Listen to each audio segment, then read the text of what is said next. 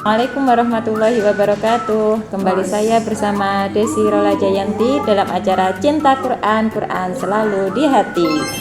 Baik, pada kesempatan kali ini sudah hadir di samping saya narasumber kita yaitu Ibu Dewi Muyasaro sebagai Koordinator Madin SDI Baitul Makmur. Assalamualaikum Bu Dewi. Waalaikumsalam warahmatullahi wabarakatuh. Bagaimana kabarnya Ibu? Alhamdulillah, luar biasa. Allahu Akbar. Alhamdulillah, semoga kita semua tetap dalam lindungannya, diberikan sehat walafiat ya Bu ya. Oke, kali ini kami bermaksud untuk membahas program Quran yang ada di SDI Baitul Makmur Ibu. Karena sudah kita ketahui bersama bahwasanya masyarakat ini sudah banyak percaya kepada Yayasan Baitul Makmur itu karena program Qurannya begitu. Karena perbedaan kita dengan sekolah-sekolah lain, Qurannya kita itu bagus gitu Ibu. Oke, kita mulai ya Bu ya dengan pertanyaan pertama, yaitu bagaimana konsep dan visi awal sekolah dalam mencetak generasi cinta Quran? Terima kasih atas pertanyaannya. Yang pertama yaitu mengenai visi dan misi Yayasan Baitul Makmur khususnya di SD, karena visinya membentuk pribadi siswa yang soleh solihah, beriman dan bertakwa, terampil, kreatif, inovatif, mandiri dan berbudaya pada Al-Quran dan As-Sunnah, maka otomatis di lembaga ini akan mengedepankan Al-Quran terlebih dahulu sebelum pelajaran-pelajaran umum yang lainnya. Untuk menjalankan visi ini akhirnya dilihat dari jadwal pelajaran atau jumlah dari pembelajaran Al-Quran itu lebih banyak dari materi-materi pembelajaran yang lain. Jadi di sini Al-Quran ada 10 jam dalam satu minggu, satu harinya 2 jam. Otomatis setiap hari anak-anak diajarkan Al-Quran. Kemudian program unggulan apa saja yang ada di Madin Baitul Makmur?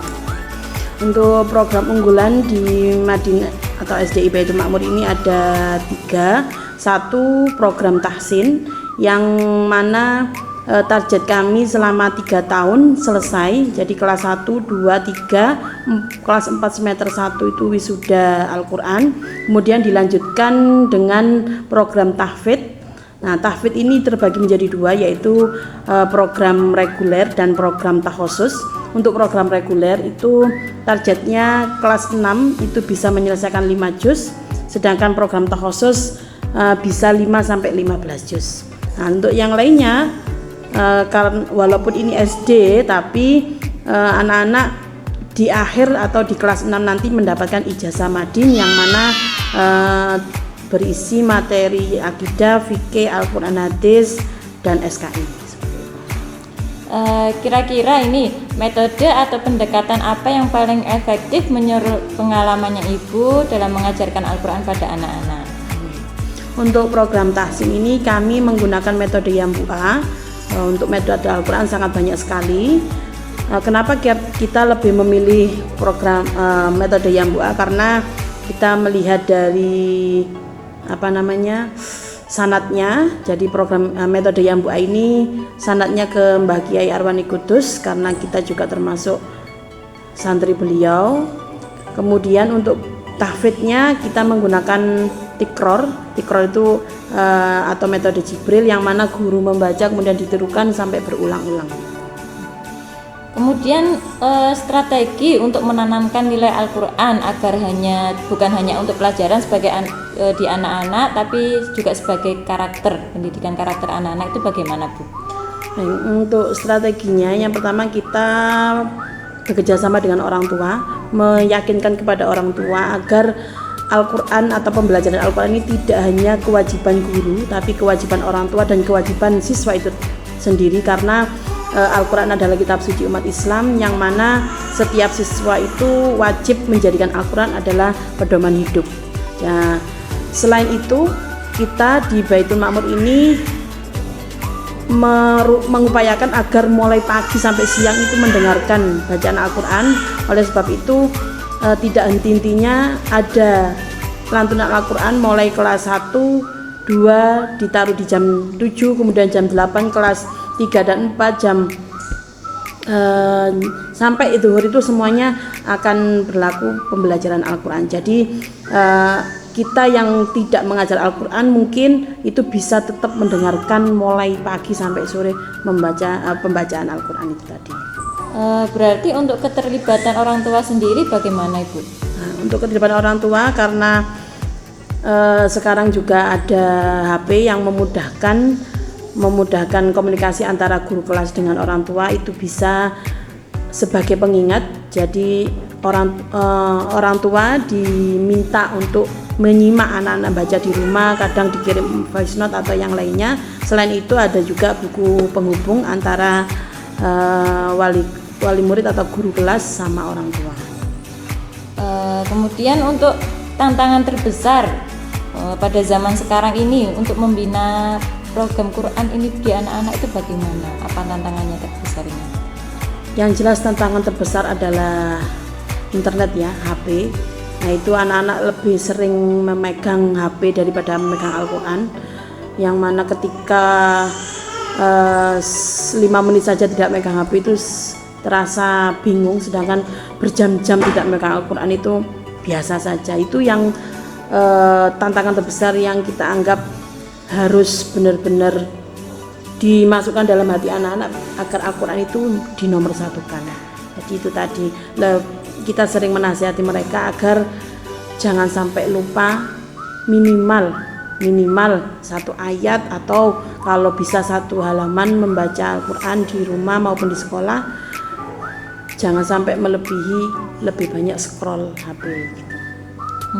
Baik, terima kasih Bu Dewi. Kemudian bagaimana cara mengukur keberhasilan program Quran yang ada di sekolah?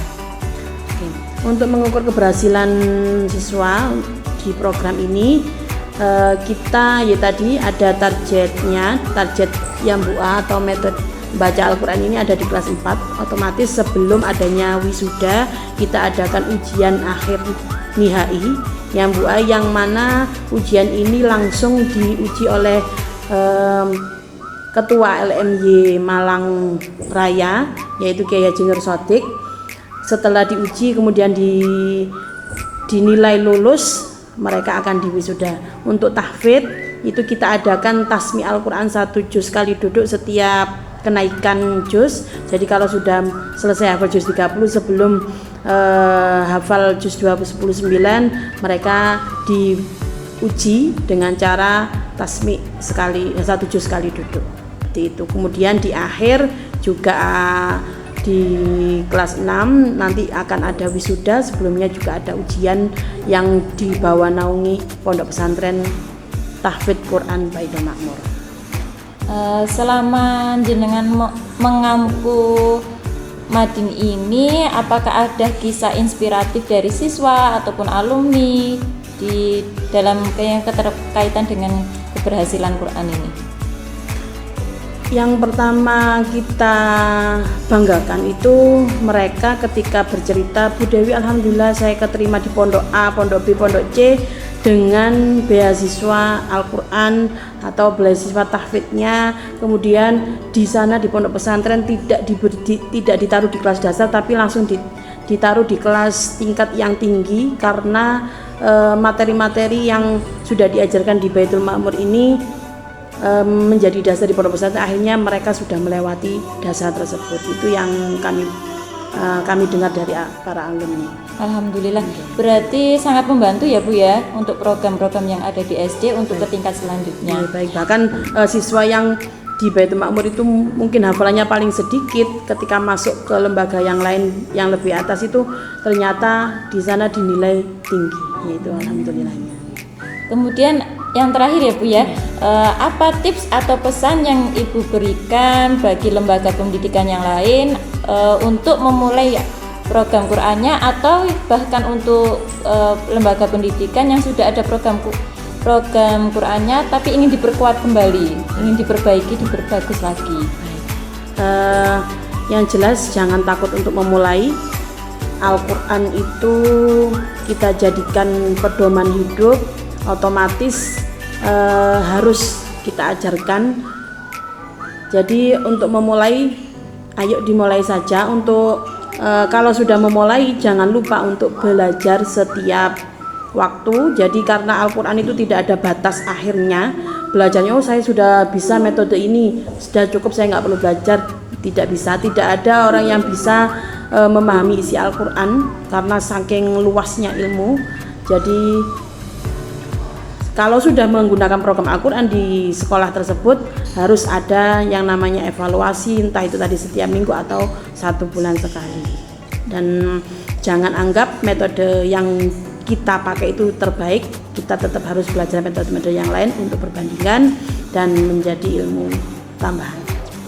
Oke, terima kasih Bu Dewi atas ilmunya. Semoga kita semua dimudahkan dalam belajar, mempelajari, dan dalam mengamalkan ilmu Quran kita, Bu ya.